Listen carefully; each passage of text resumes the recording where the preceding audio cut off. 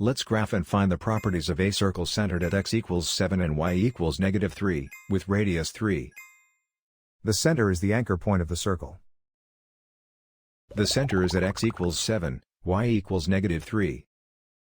The radius is the distance from the center to the circle.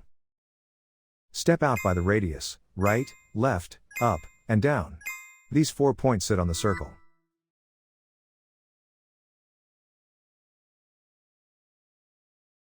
A circle equation uses center shifts on the left, radius squared on the right. Substitute the center values and the radius before simplifying the signs. Now simplify the center shifts. Subtracting a negative center coordinate becomes plus. The radius is 3, so 3 squared gives 9. Now we derive the related properties from the radius.